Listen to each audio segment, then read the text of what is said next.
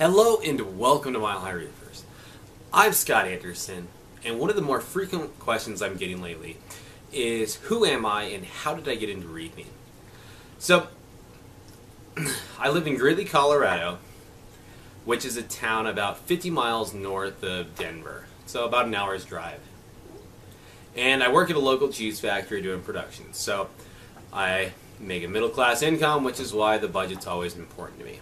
Now, that kind of stuff out of the way, how did I get into the fish hobby? Well, as far as I can remember, it all started when I was a really little kid. And my parents took me to a fish store that was in downtown Greeley. And it was a really cool fish store. It had a giant piranha in there, and it also had seahorses. And those seahorses made a huge impression on me because I can remember those seahorses to this day. And I can remember asking my parents, why can't I have one? Why can't we get them? Now, my parents weren't into fish keeping. I just thought it sounded like the coolest hobby ever. But, long story short, I didn't get any fish. In fact, I didn't get any fish for probably another 10 years. So I didn't actually buy any fish until I was 16, 17 years old. And like most of us, I started off with freshwater. I went to my local fish store and I bought a 55-gallon tank. And if you've watched my fish-only / quarantine tank video, you'll notice I had a 55-gallon tank in there. That's the exact same tank I bought when I was 16, 17 years old. So when I was 16, 17 years old, I was working for the local GMC Buick Pontiac dealer as a detailer. So I was finally at the point where I had a little disposable income. And when I finally got some of my own money, I finally bought my first fish. So I went to the local fish store. I bought that tank. It was a kit. It came with all the minimal stuff you need as a fish keeper to get going. It had a heater, it had air pumps, under gravel filter, lights, and of course I bought a bag of rocks and a few decorations. So I brought it all home, and I thought, I'm going to be a genius. I'm going to grab the garden hose from outside, hook it up to the spigot, run it through the window, and fill up my tank that way, because it'd be so much easier than carrying buckets. Yeah, why wouldn't it, right? So I did that, and it seemed like it worked out great. So I waited a day, just like they told me, before I bought any fish for it, because freshwater, a little easier to cycle. So I went and I picked out a few fish. To this day I don't remember how many, but I remember at least one of them was a red-tailed shark and a couple tetras and something else. I put them in my tank, and they didn't seem like they were doing great, but I guess they were okay. Went to sleep. In the morning I got up and they were all dead. So my guess is there was something on that hose, be it fertilizer, poison, something from the yard, right? But it was enough that it just killed everything. So my first day of fish keeping ended up with all my fish dying. Yeah, so not a great start, but that's where I started. So I drained the tank and I started over again, this time filling it by hand with buckets. Obviously I cleaned everything the best I could, and then I waited a couple days, and the local fish store was good enough to replace all the fish that I killed. So that was really cool of them. And this is actually the same fish store that I use to this day for a lot of what I purchase. It's Animal Attractions in Greeley. Awesome store. They've just been good to me from day one. So thumbs up to those guys. If you live in the area, check them out. But anyways, that's where I started. I was doing freshwater, tropical fish, and it was kind of fun, right? Unfortunately, I get bored of that kind of stuff because you put your rocks in, you put your fish in, and it's kind of like done. Yeah, you feed it, and the fish get a little bigger, and that's about it. And that was always my biggest problem with freshwater. So, after a while, I got a little bored, and I thought, well, the next obvious solution is to set up another tank. So I ended up setting up a couple tanks. I had a 10-gallon I was running, and I was moving stuff in and out of there, and I ended up finding another 55-gallon at a garage sale. So I bought that, and I was running two 55-gallon freshwater tanks for a while. And the second freshwater tank, I put piranhas in. Like I said, that first fish store made a huge impression with me. I had to have piranhas, so I put 3 of them in there. And during this time, with that little 10-gallon tank I just talked about, I accidentally bred danios. Danios, it turns out, are super easy to breed. You put male and a female in there. If the female's gravid, she'll release the eggs in the rock. If you have a good sized rock, they'll fall in and the parents won't eat them. Best thing to do at that point is to take the parents out, and baby danios will show up in a week or 2, whatever the time frame is. I don't remember. But that's exactly what I did, but I did it completely on accident. I put fish in there, and I took them out, and babies were born. So what am I supposed to do with hundreds and hundreds of danios and the ability to make more and more danios kind of on demand? Well, when you have a tank of piranhas and a tank of more danios than you need to do, the idea came to me that I would just feed the baby danios to the piranhas. And that worked out really well for quite a while. I was breeding danios and I was feeding them to my piranhas. Kind of a mean thing to do if you think about it, but what are you going to do with all those danios? At some point, the larger tank, the 55-gallon tank where I was keeping the parent danios, had a bit of a crash, and I killed the parent danios, and I ran out of danios. So that's what stopped that. And with the piranhas, eventually they got to the point where they got too big for the tank, and they turned on each other, and I only had one. So I kept one piranha for quite a while. And then when I was 19 years old, I bought my own house. And I thought that was really cool, right? Being 19 years old, buying my own house. So I put the TV in the middle of the room, and then I put a 55-gallon tank on either side. One side was tropical fish, the other side was a 55 with a piranha in it. And the really boring thing about piranhas is you can really only have a piranha in the tank, unless you really know what you're doing. Of course, I didn't. I don't know what else you can put with a piranha that it won't kill.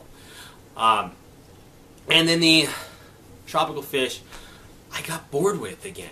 The tropical fish, they're gorgeous, but it just seems like you're done, and I hate being done with a project. So I decided I'm going to go bigger, badder fish. That should make it more fun. I kind of watched the local scene to find just the perfect fish for it.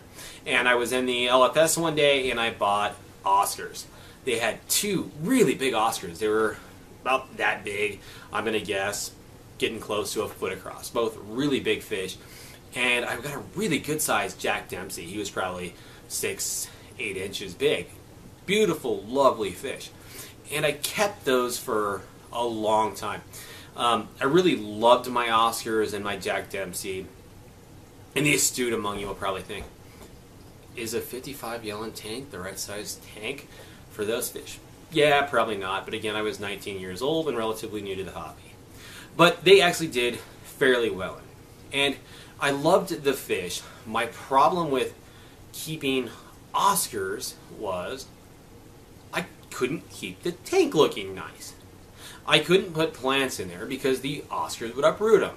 I couldn't scape the gravel the way I wanted because the Oscars would move it to how they wanted. So I just couldn't keep a nice looking tank with Oscars. Now, knowing what I know now with YouTube kind of stuff, it's a little easier to do. But then it was just the most annoying thing. I have these gorgeous fish and this ugly tank. So I just did my best to keep that going for a while. So I kept those Oscars for years. So probably the next 5 years I was keeping Oscars. Sadly, a couple years after moving into my other house, my piranha died, and that's when I shut down that 55-gallon tank. Very sad thing, but unfortunately that's what happens to fish. Eventually they leave you. And I didn't really know what else to do, so I just let it sit for a while. And eventually the Oscars died too. Another sad moment. Obviously everything didn't die at once, but it was just kind of a slow thing. They were big old fish when I got them, and I probably wasn't the best fish keeper, and I wasn't keeping them in the right size tank, so sadly they left me a couple years later. So, very sad thing, and I had to start over from ground zero. So I went back to tropical fish in the 55-gallon tank, and I didn't, in the black 55-gallon tank, which is the one you've seen, and I didn't know what to do with the other one. Well, about that time, my brother was building a house, and he wanted a 55-gallon tank, and he built a spot into his entertainment center for fish. So I traded him that tank for a 29-gallon tank, and that's when I set up my saltwater tank. So my first saltwater tank was a 29-gallon tank with an AquaSea hang-on back protein skimmer, and I want to say a marine land hang-on back BioWheel type filtration on it. And then I ran a couple power heads in there, and early on everything in that tank just went fantastic. I mean, I set it up and it just worked brilliantly. Zoas would grow. I had a giant torch in there with like 6 heads on him, just beautiful, no issues whatsoever. And then about 5-6 months into it, everything started to die.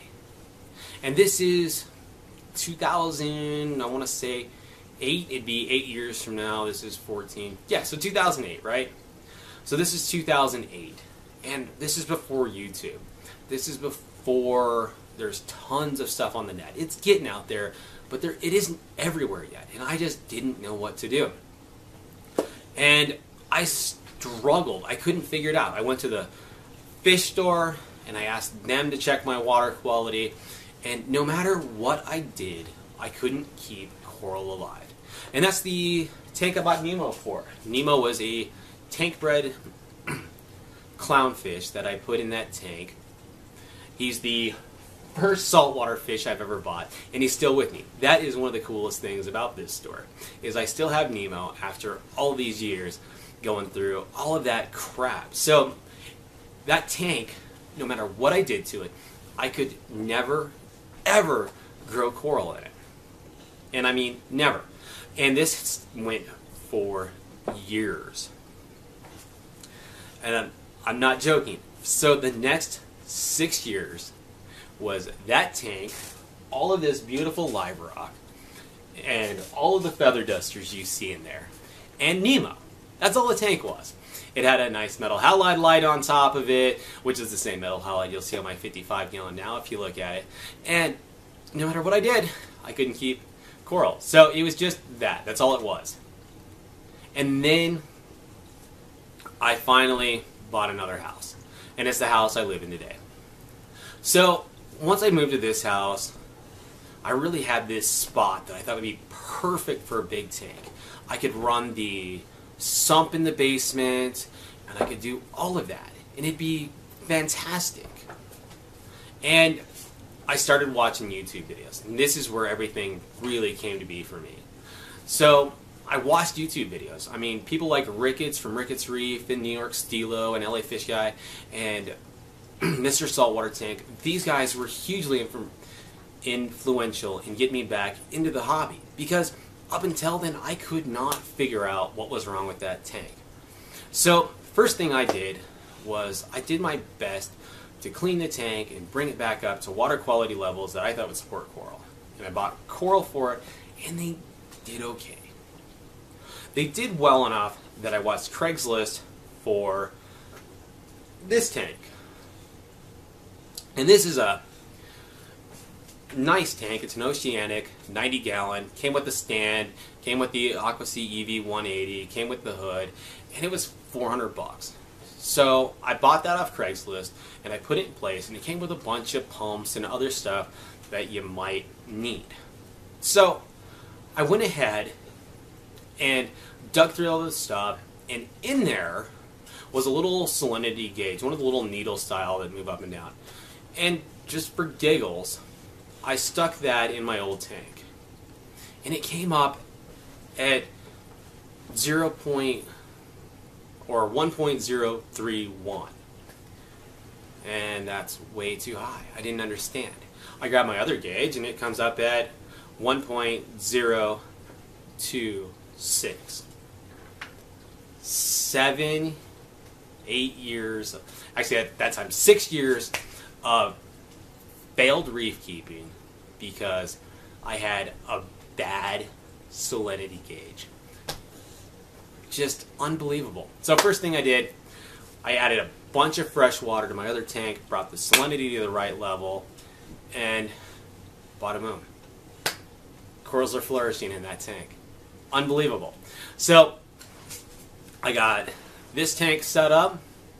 I let everybody live in the 29-gallon tank till this tank completely cycled. I moved the live rock into this one, and that's the beginning of Mile High Reefers.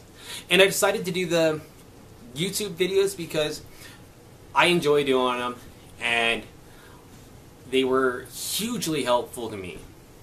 And I thought, if I can have fun and help other people, that's what I'm going to do. So as long as it's fun for me, and as long as I got new stuff to share, I will continue making these videos. So that's a little brief history of my fish keeping experience. There's many things that I haven't discussed in this, but it's already been a pretty long video. So thanks for watching this episode of Mile High Reefers. There are many more episodes to come. If you haven't subscribed yet, I strongly recommend you do. I've always got new content coming out. And if you liked this video, go ahead and hit the thumbs up.